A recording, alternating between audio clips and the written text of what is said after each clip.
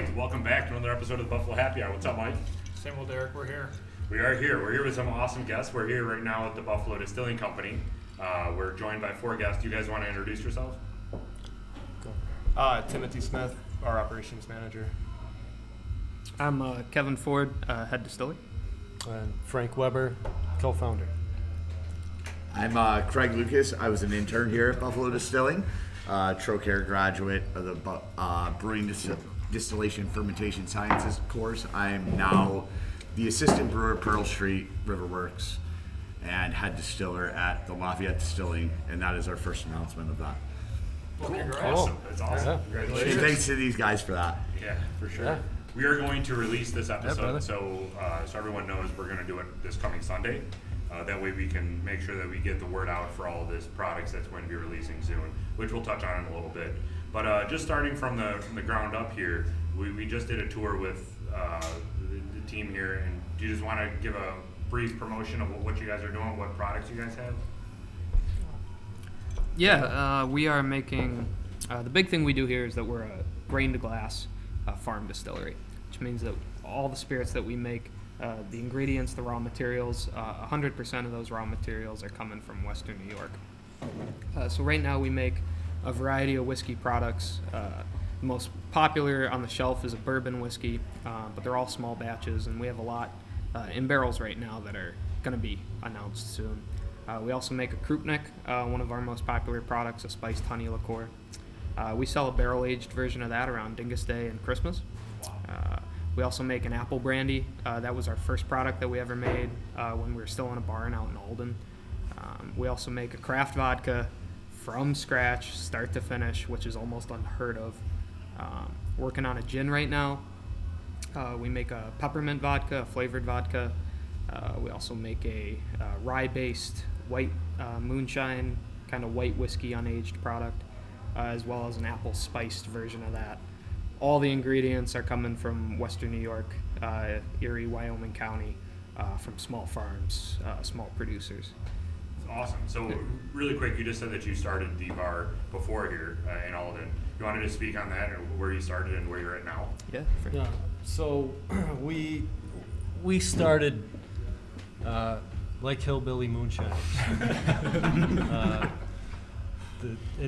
The story has roots in the hills of Wyoming County. We say Alden. It was on the edge of Alden. It was actually in Bennington. Bennington is such a small town. It's not even a town. It doesn't have a mailing address. So you actually have to use Alden's zip code because Bennington doesn't have a zip code. But the whole thing started as a hobby. My uncle had a homemade still that was given to him by a moonshiner from the Carolinas. His nickname was Cowboy Bob. Nice. Cowboy Bob brought up this little homemade pot still and showed my uncle John Weber how to use it. And eventually it made its way out to my house, which was a good spot to do it because it was, my house was on a dirt road in Bennington, not a lot of, visibility. So we started playing around with this thing, and my family always made hard cider. So we were looking for any kind of fermented product to throw in the still and see what would come out of it. So we started throwing some of the hard cider in there, and voila, we had apple brandy. That's basically. Awesome. So flash forward a couple of years, we're having these little distilling parties, which there is no legal home distilling. Hashtag no legal. Yeah. But one of my current business partners, he would come out, Andy Wagerson, he would come out and hang out, and he was really enthusiastic about it as well. And he's like, we should get our license and do this legally. And I said, okay. Well, I got a spot to do it. We can do it in the barn. And he's like, well, I'll put up my kids' college money and buy a still. I said, cool. And so he bought the still. We went through all the paperwork, and we ordered a still, and we had all the copper for the still was made in Buffalo at Cook Metal Spinning, which is in kind of North Buffalo. So we're pretty proud of that, and we got this little distillery, this idea going, and we needed one more piece. We needed a guy that knew HVAC, and it happened to be my cousin Eric, who was the third partner. So we kind of roped him into it. He didn't have any idea what he was getting into, but he's a steamfitter by trade, which is a pretty good guy to have on staff. Absolutely. If you're starting a distillery, because it's all heating and cooling. So he worked for, at the time he was working for Carrier or Joe Davis. Well, he went to Joe Davis and then Carrier, and then eventually he started working for the city. But he's a really mechanical guy. I mean, we always joke around that he's going to build a robot, and he's that kind of guy. So so we roped him in, and we found parts on Craigslist. We bought a used steam boiler on Craigslist, and he bought a pipe threader, and we threaded all the pipe and built this system to run the still, and we were cooling it with well water. So we would just cool the condenser with well water. So it was pretty hillbilly. And it was in this little, we called it the Moonshine Shack, and we had a license for it. And that's originally, we knew we wanted the name of the distillery to be Buffalo Distilling. I think we all knew at some point we would move it into the city, and the name was available. And we were going to have our brand also be Buffalo Distilling, or Buffalo Bourbon, Buffalo Vodka, whatever the product was. We actually registered it, and it didn't take long for us to get letters from Buffalo Trace, suggesting we not use Buffalo in our branding. They're not even from Buffalo. Well, that's what we said. What the hell? Here are these guys in Kentucky. They've made billions of dollars. So we kind of, they tried to rope us into using lawyers, and we just tried to handle them ourselves. And some of the correspondences are pretty funny. We'll probably frame some of the letters someday. That would be amazing. There were some vulgarities in there, but we eventually we decided to keep the company name Buffalo Distilling because we sought some legal counsel, and that name was available, and it was okay for us to use as a distillery name, as a company name. But we thought, well, all right, we'll change the branding name. And there was a decorative rooster on the side of the barn that only had one leg, and that's where the One Foot Cock brand name came from. On the side of the barn out in Bennington, this little rooster.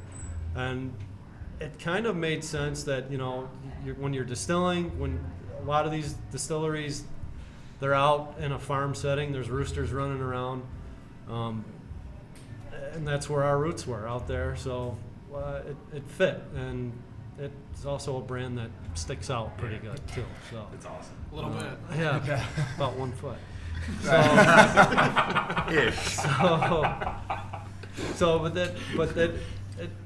I always tell the story that I almost want to send the lawyers from Buffalo Trace a letter thanking them for pushing us that way, because I think it gets more traction. It moves the needle. Not everybody loves the brand name, but you know what? You're never going to make everybody happy. And what is drinking? It's about having fun. Right. That's right. It's about having a good time, breaking the ice, and not taking things too seriously. It's about relaxing and having a good time and reflecting on life and joking around. So that's the story of kind of where the brand was born. And we did that out there for about 4 years. And it was a lot for the guys to come back and forth out from the city, because Eric and Andy were living out there, and at the time I was working on a rental down in Allentown that I eventually moved into, So then I was having to commute back and forth. I rented out my house out in Bennington, and I was commuting out there. So we thought that, all right, we kind of got this hobby going. Let's take it to the next level. Let's find a place in the city and see what we can do. So it just so happened I ran into a friend of mine out one night that happened to know Howard Zemsky. She had asked about the distillery. Hey, how's it going? You know, what are you up to? I said, hey, we're looking to move the little moonshine shack into the city and maybe create a little bit of a place where people can come and see what we're doing, because out there it really wasn't. There's people that came out to check it out because they heard there's a distillery in Bennington. We gotta find this place, you know. But yeah. So she's like, yeah, you should call Howard, and I'm like, well, I don't have his number. And she's like, well, I happen to know him. So she made the connection, and I still remember like it was yesterday. We met up with Howard, and he walked us through Larkinville, Andy and I, and we walked around what was the hydraulic hearth and some of the other buildings they had, and then we got towards the end of Seneca near Smith, and we see this cool old kind of boarded up 3-story brick building, and Howard's like, what do you think? And Andy and I were just like, wow, this is cool. This is a really cool building. It looks like a distillery. Let's do it. So it took a couple of years to they had to kind of stabilize it, and then we came in and built out the inside. But they took care of basically making it a good place to move into, and then we took over from there. So it was a good timing. Sure.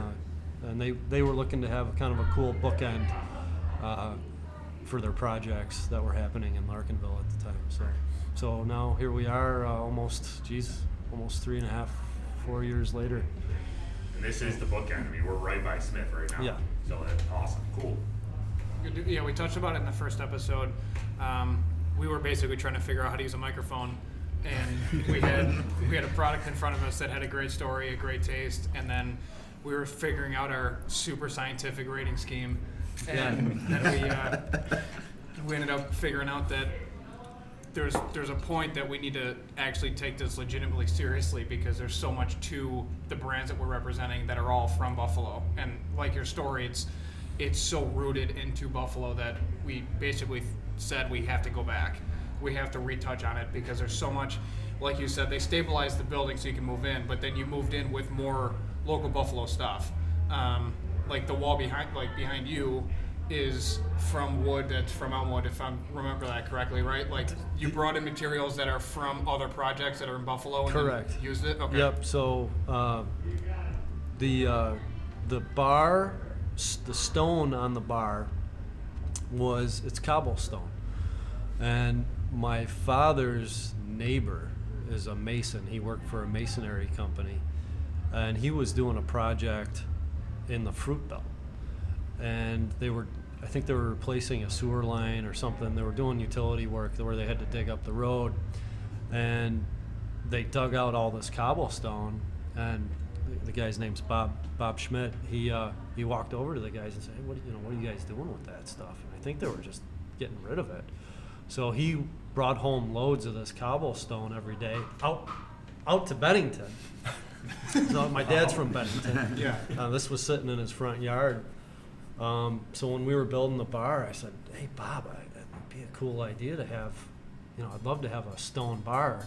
And it just happened that it was from the city. So I brought it back down to the city, and Bob built it. Did he yell at you for wasting gas? It was pretty cool. So the stone, the bar, the base of the bar is cobblestone out of the Fruit Belt, and then the top of the bar, which is black walnut, that is from.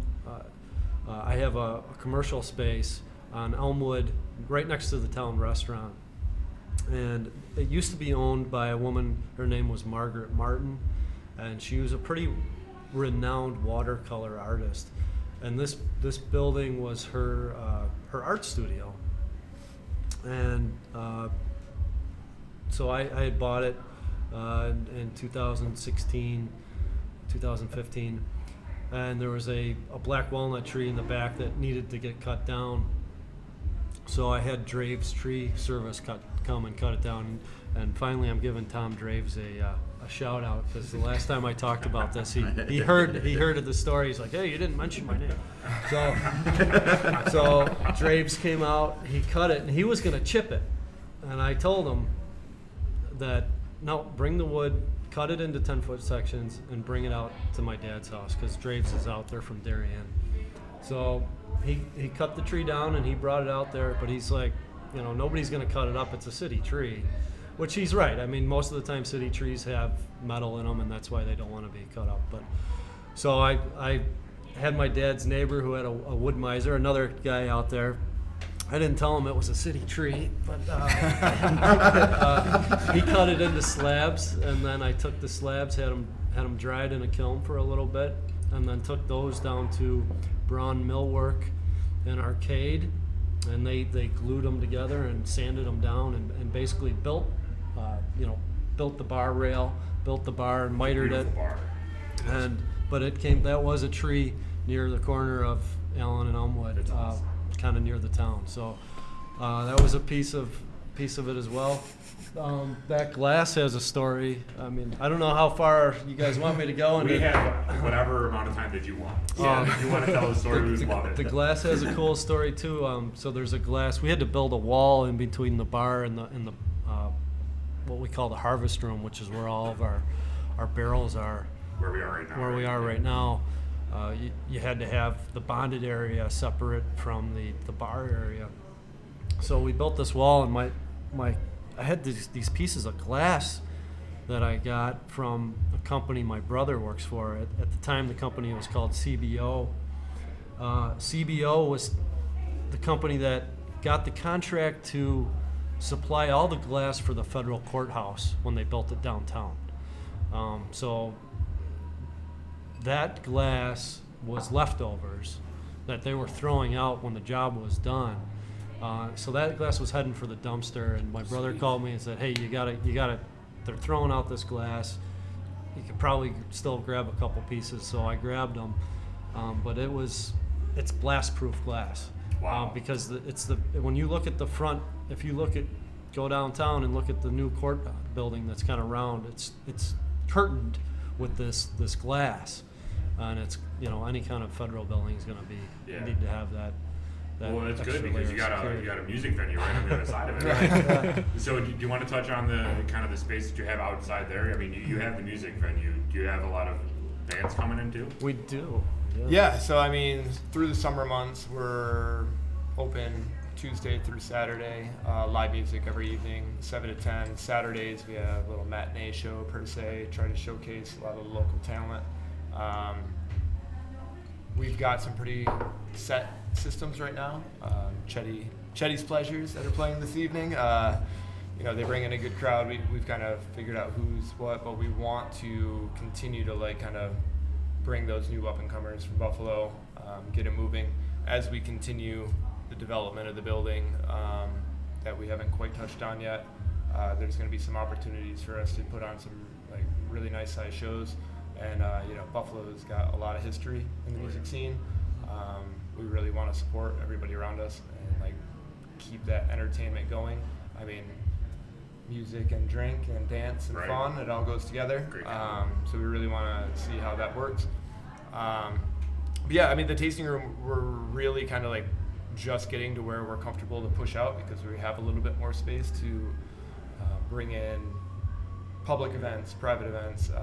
We've done a great job even before I was on board, really showcasing the Polish Fest and the Polish happy hours or regional type things that are going on.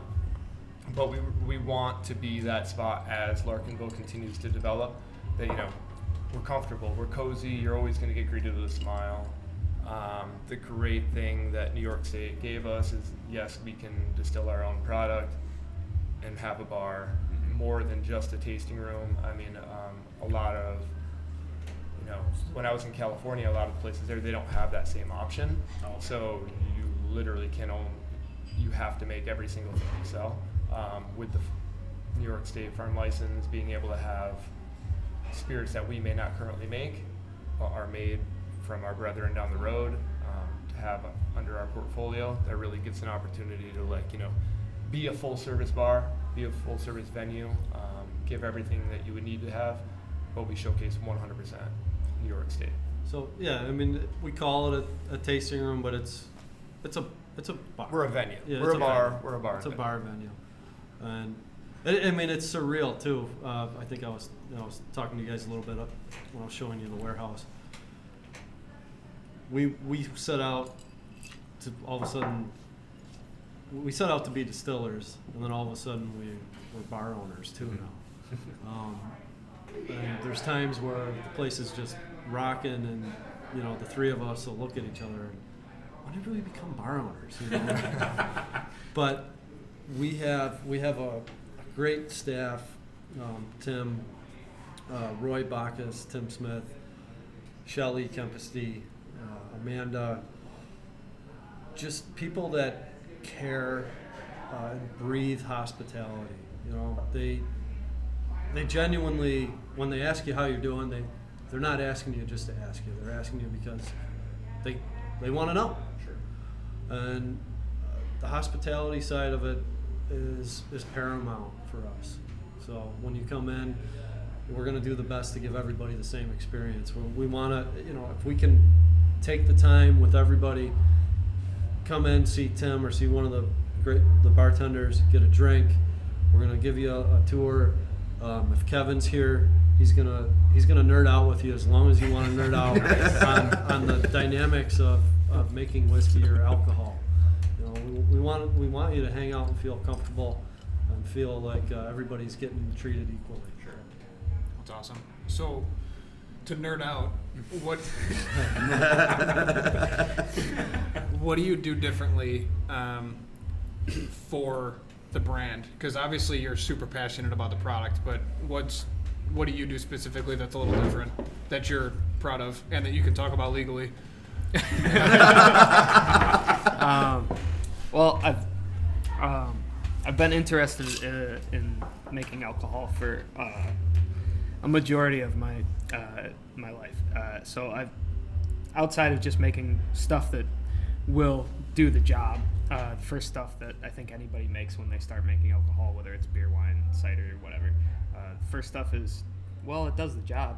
Right. And usually you don't pour a lot of it down the drain, as I think we all know. But as we got in, or as I got into things, I really got interested in it. So when I came out here, it was a great opportunity to do that on a large scale. The big difference in what we do here with the farm products is that we're making every drop of everything, right. Which is very unique.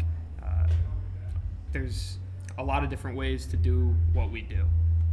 You can kind of almost jump in at any step in the process, from growing the grain yourself in your backyard to bottling the whiskey. You can kind of jump in wherever you want to with any product. What we do is we've got close relationships with small farms.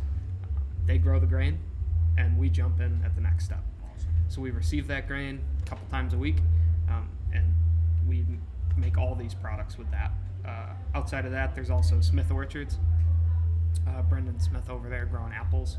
That's the other raw material we use. Okay. So John Hyman, Sheldon Grain Company, he's growing a lot of our grain. We use a few other suppliers. Pioneer has been great, as well as Brendan Smith growing our apples. So making 100% of the raw material is, I would say, the most unique thing about what we do. If you find in any town, in any city, you find a distillery, the odds of finding that is extremely unique. Outside of that, we just care. We take a lot of pride in the products. we all take pride in the products, and we all have a hand in it. Anybody walks in the back room, they're usually asked to drink something within the first few seconds. Doesn't matter what time of day it is. I do not take excuses. It's awesome. It's not worth saying though. You know, the thing that Kevin's done too is when we were out at the barn, we had been poking around and learning as we went. You know, and you're kind of training yourself, seeing what works, what doesn't work. And some of the stuff we made out there was good, and some of it was a novelty. You know, some of it was not so good. But that is going to be pretty much any distillery that's starting out, any job that you are starting out in, you're going to kind of have to muster through it a little bit. And if you stick with it, you're going to get good at it. It's the 10,000 hour thing, right? And we're past that now. Yeah. But I like to point out with Kevin, you know, when we were out on the farm, we were figuring things out, but Kevin came in here and he had the passion. Now, I didn't know who he was. He sent an email. Very weird. It was this guy. You know, Super we're weird. getting this place going, and you know, you're juggling 10 flaming chainsaws at once. And you know, there was 3 of us at the 3 partners, and we're trying to do everything all at once. And you got people reaching out to you looking for a job, and you're like, well, in Kevin's case, I responded, and I'm like, well, if you want to come in and hang out, I can't pay you, but come on in, man. And I said, sounds great. Just rolled with He it. came in that day, you know, so we emailed back and forth a little bit. He came in that day and, you know, put him to work, and he worked for, I don't know, over a month. More, probably a couple months without, you know, I think we're paying you in booze or something. We're probably giving you That's a something. good payment. We could say that. Yeah. Are you from Is that South legal? Buffalo? Because that's normal in South Buffalo. I'm from South It's Buffalo. definitely normal. But he, you know, so he kind of shadowed us as we were distilling for about a year, and then he pulled right ahead. He kept going, and he's taken it to another level. And Kevin is aligning himself with people in Kentucky, people that have been doing it for a long time, people in New York, that really know the craft, that have been doing it for 25 years, 30 years. But Kevin has really taken the ball and ran with it and taken it to the next level. I mean, since we've been making whiskey, since he's come here, and we've had time to do that now. It's been, over 3 years you've been here. We've harvested some stuff that when he took over, and it's phenomenal. I mean, where this whiskey's going is it's going to be, it's a special whiskey. It's really good. So I just wanted to point that out, you know, that we got a guy that's going to be, he's not in this to do this for like a couple years, and then, you know, I think I'm going to go, you know, do some kind of car, you know, work on cars. Never or, even thought of it. Yeah, it's you know, this guy is in it for life, and he's going to be one of those guys that you read about. You know, you go down to Wild Turkey and see Jimmy Russell sitting there hanging out. That's going to be Kevy. That's awesome. You know. That's the goal. You can already see That'd be that, cool. you know. Oh, the yeah. internal Yeah, look, kinda see right? it. So kind of going off of I'm already that the guy. learning process, Kevin, can you talk about how you learned it? And then also, Craig, you're a distiller too, so you guys want to kind of talk about how you learned to start distilling whiskey? It's 2 different stories, but they beat up at a point. I'll lay my deal out. I was kind of I don't know what you'd even say. A student. I was a young man. Still are. Still. All right. So around like 13, 14 years old, I wanted to make beer. So I got my dad a beer kit so that so then I could make beer. It was a great gift. He had never ever talked about making beer, but happy Father's Day. I want to make beer. So we started making beer. We made like 2 or 3 or 4 batches. One of them blew up. It was great. Bottles actually exploded. On a drive. So it blew up literally. Literally blew up on a drive up to you May. wanted it. It was like a Loganberry wheat, and it blew up after we had bottled it. But I heard that happened to some big guys recently, so I don't feel that bad about it. But moral of the story, we weren't very great at it. So we kind of delved away from it. Around 15 or 16, I kind of had this one day where I thought, I wonder how whiskey is made. And I was kind of that kind of guy. Wondered how stuff worked. Took a lot of stuff apart. Tried to fix stuff when I was a kid. Got into electronics and mechanics. So one thing led to another. And the last couple years of high school, I was making moonshine in my mom and dad's garage. So that's where we started. And then, Which we just talked about this the other day, because I've had the pleasure of getting to know Kevin's parents pretty well. oh boy, And his mom is like the sweetest woman you'll ever meet in your life. And his dad's super cool too. And I'm like, Kev, what, like, didn't your mom get pissed off when you were like making moonshine in her garage? You know, she had like this room where she made, what did she make? she made cookies. She made cookies. And, Cookies and moonshine. he's She's, like, well, That sounds you like a know, marketing plan. yeah, she'd get mad, but she wouldn't yell at me. She would tell your father. She'd tell you, my dad, your dad, to go talk to you. And I'm like, well, yeah, she's. And then what would your dad say? He said, your mom. Listen, your mother Really your doesn't mother want me really having doesn't. these talks with you.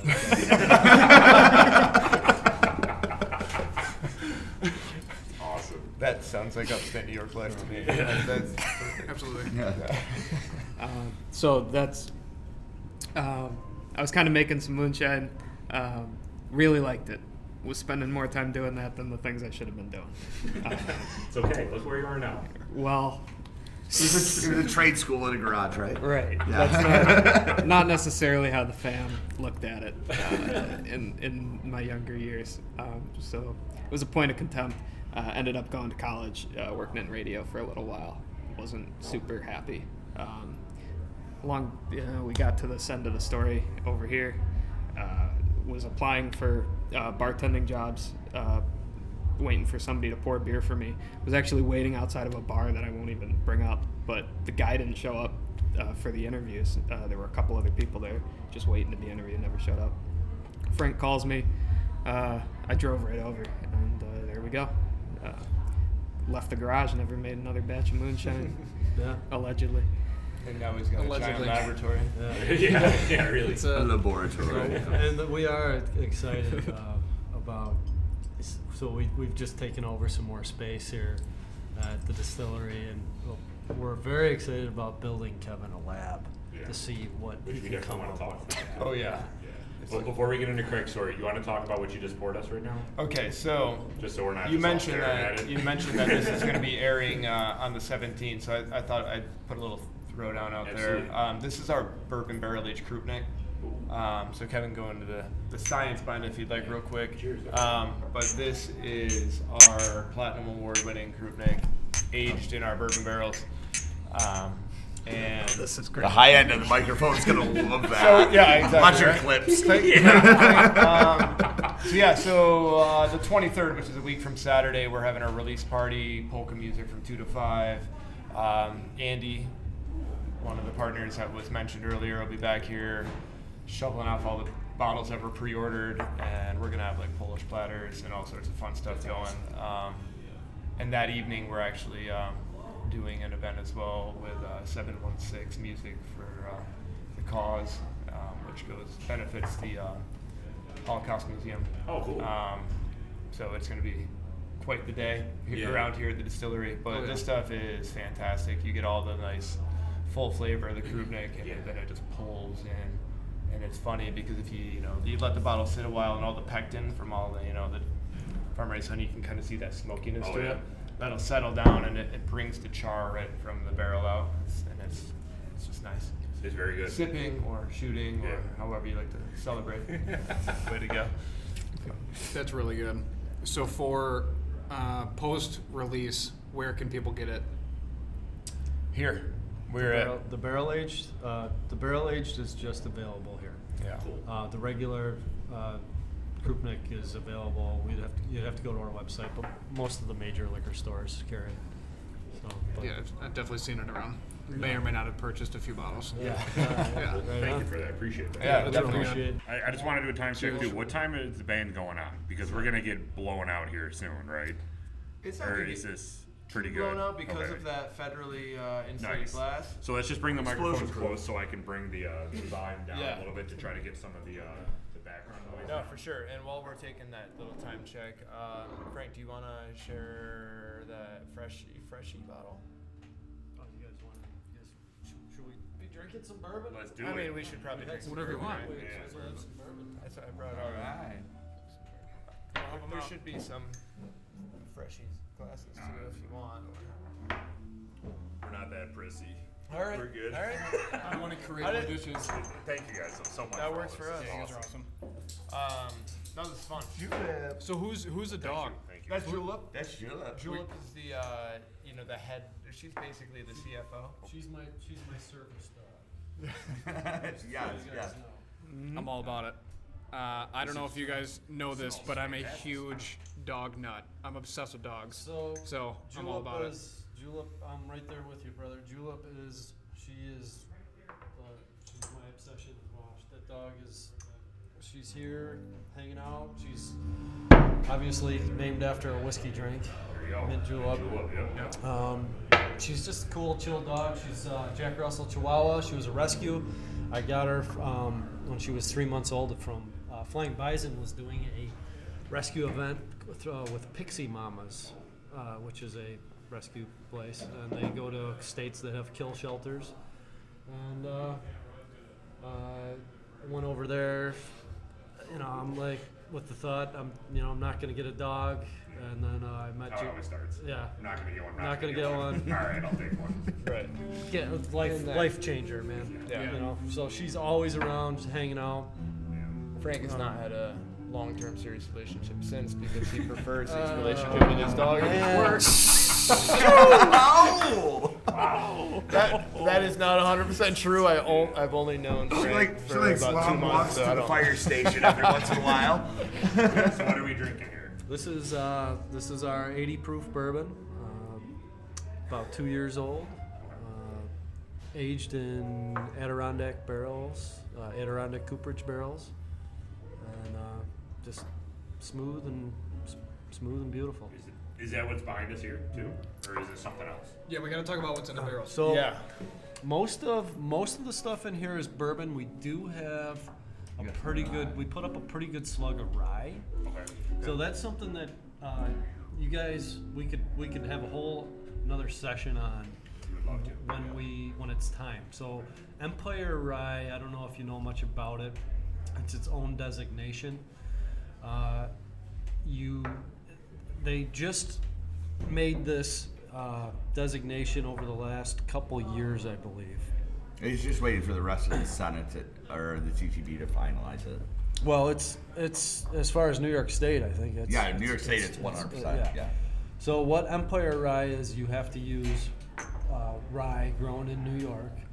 You have to similar rules to bourbon, but it has to be New York. So new charred oak barrel, minimum of 2 years or 3 years. It's 2 years. It's 2 years. Yeah. But we put up a batch of that. We're gonna wait. I think we're gonna wait 3 years on ours. Minimum, you can't be in the barrel higher than 115. I think is Yeah, one which of the is stipulations. very unique for Yeah. most people. So that's something that's Usually kind of 125 on a barrel. yeah, and the distilleries used to age their products at lower proofs. But when the bean counters got involved, what happens is when you do that, you need more barrels. So the lower the proof, the more liquid you have. When you put it in at a higher proof, you're going to have, you need less barrels. Because when you're pulling it out, say you put it in at 125, you pull it out at 125, well now you're going to add a lot more water to get it down to 80. There's more water in it at 115. So you're aging the water that's in there.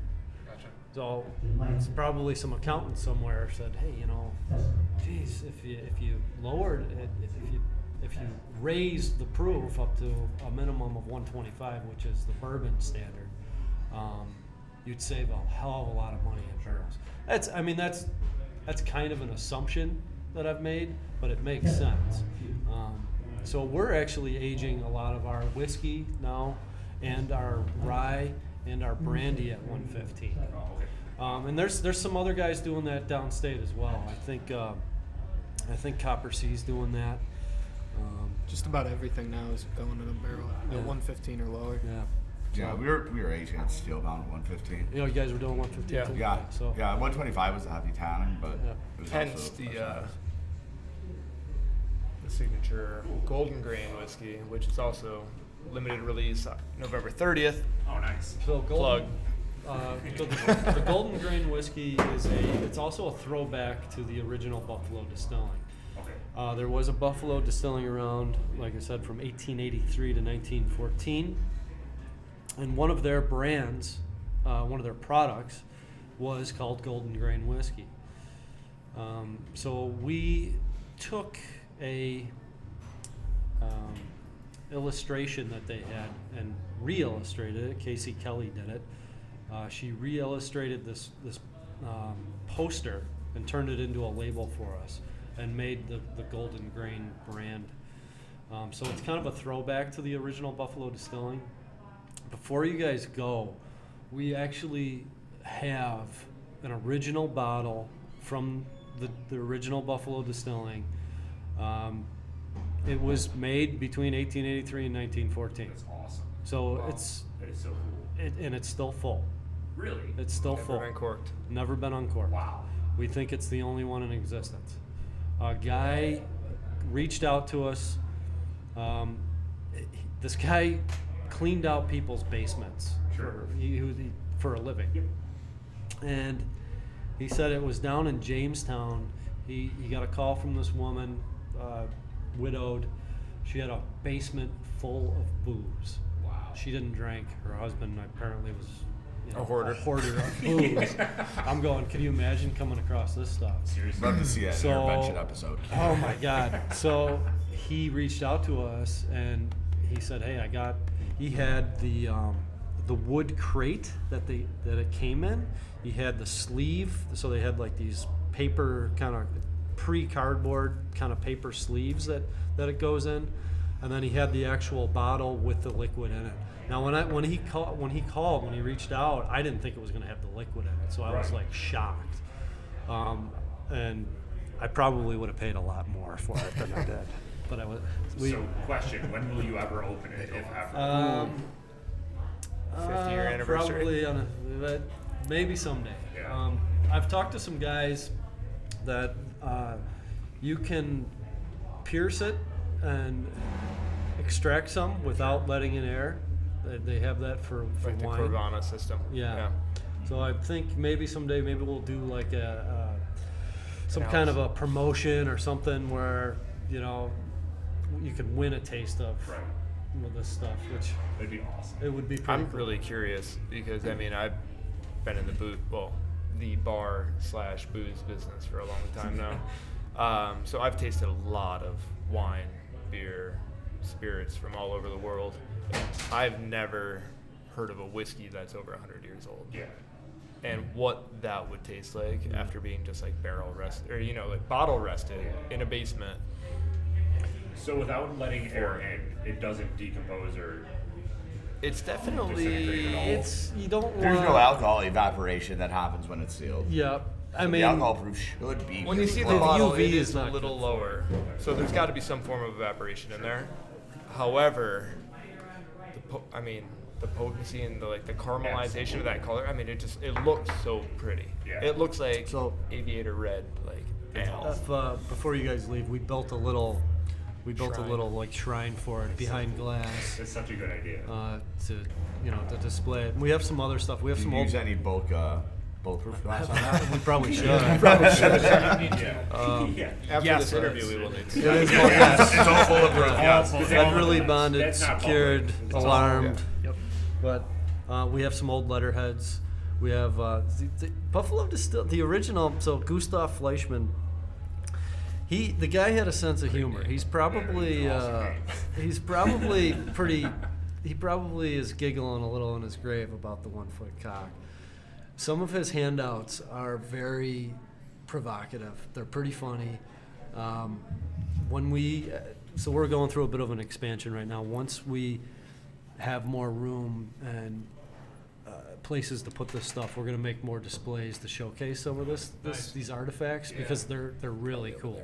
He had coins, he had like these tin press stuff, he had these booklets. Yeah, it's really cool So stuff. did they call it Buffalo Bourbon or something like that? It was golden. It was golden grain.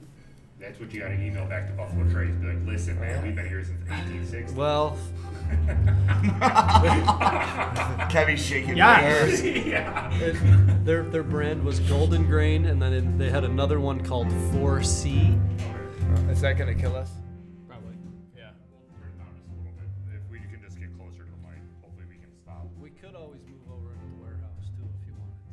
So what was it? We The could warehouse always move right into next the I mean, if warehouse. you guys have time, we're more than welcome to that. I mean, these guys got to go to Mo here shortly because they got to deliver. We heard the boys at The Mo. Kingpins. They came into Buffalo to play the 3 nights at Town Ballroom, but they forgot all their shirts.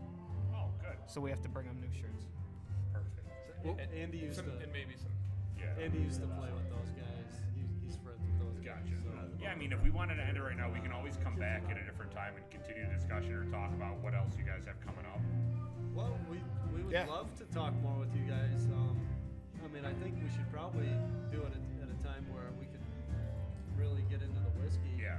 Yeah, let's do that then. Yeah, we can do a part 2. Yeah. Yeah, let's What do you roll in think? because You got then, enough? especially with the gin coming up too, it'll Yeah. be fun to kind of like watch the evolution. Sure. Oh, yeah. Of everything. Absolutely. Yeah, well, obviously we're not going anywhere. Yeah. So I mean, we'll be we're around. working with Tim to schedule this, so we'll continue working and we'll Yeah. get something scheduled. Absolutely. Awesome. Now we Cool. All right. Love Well, it. thank you guys very much for your time. We really appreciate it. This is Well, awesome. thank you for Thank coming you. out. Thank you. Of course.